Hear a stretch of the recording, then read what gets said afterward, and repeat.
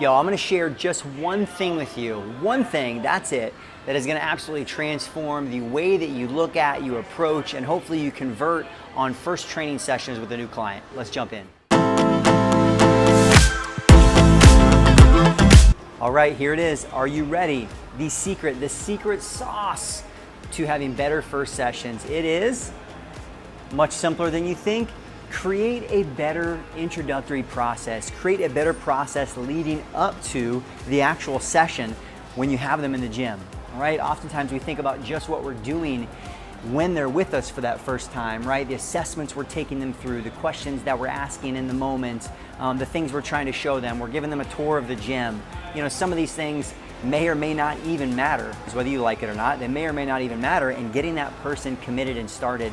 And truthfully, what we do in the gym, in that 30 minutes, in that hour of them being with us the first time, it does not matter at all if they don't take action. Let me repeat that again. It doesn't matter at all what you do if they don't take action, if they don't buy into the process, if they don't buy into you as the coach, right? So think about that. Some of the things that we've been taught by organizations, even organizations and certifications that I've taught and been a part of, is very focused on the physiology. And it's important, right? We do want to know, what are they capable of? So if they're going to start training with me tomorrow, I feel comfortable, I can get them on the right path, we can take them through safe exercises, and we can train with some intensity.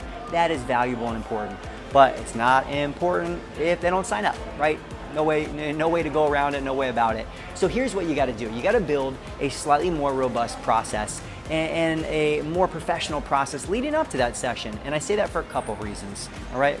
One is we have the opportunity before they come into the gym that first time, especially maybe it's someone you haven't met, maybe it's a third-party connection, it could be someone you've been communicating via Instagram, Facebook, whatever.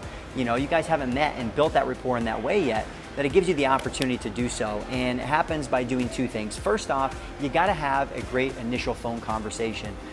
Partially because we just want to build rapport and break the ice, right? Give them an opportunity to get some of that nervousness out of the way. Usually the first time, you know, two people get together, sometimes there's feeling each other out, there's making those first impressions, and we want to make sure we have the opportunity to do that before they even get in here.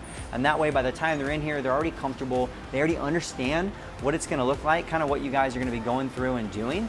And there's already a little bit of connection and rapport and trust with you as the coach. So that I think is huge. First off, got to have a phone call, make it as long or as short as you want to, you know, but I think talking a little bit about what to expect, getting some introductory questions out there and letting them know that you want to customize, you really want to make sure that when they come in for that first time, that you're focusing on things that are important to them, you know, because again, they're coming in for a service for them. So, you know, you may have your process, but you can still individualize that intro, that assessment process to the person.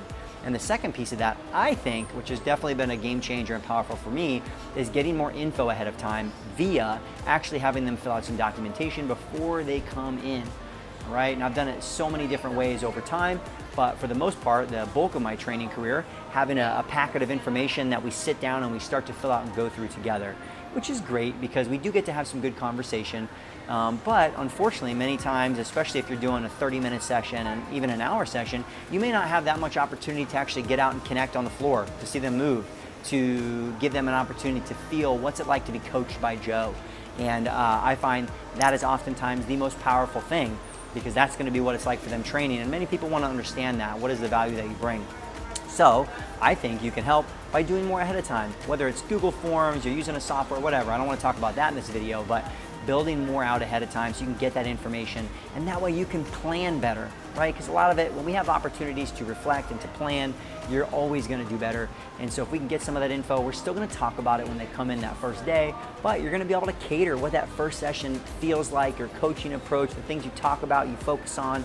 All these, you know, if you go into traditional sales strategy and tactics, these are important parts of a sales process, but for us as coaches, it's really just an important process of understanding what they're looking for, speaking to that, showcasing that you're the answer for it, and building confidence in the process of working with you. All right, so again, simple one. not as sexy as it might initially sound or be. What's the secret to better first sessions? I think the number one thing you can do, be more well prepared ahead of time, know more about the person, even if it means, if you're like me, that might be a little bit of like Google and Facebook and Instagram and LinkedIn stalking, so you know that person that you're working with if you haven't built, that type of connection or you don't know them previously. All right, so spend more time building out a more robust initial process. If you guys have questions what that looks like, feel free to reach out.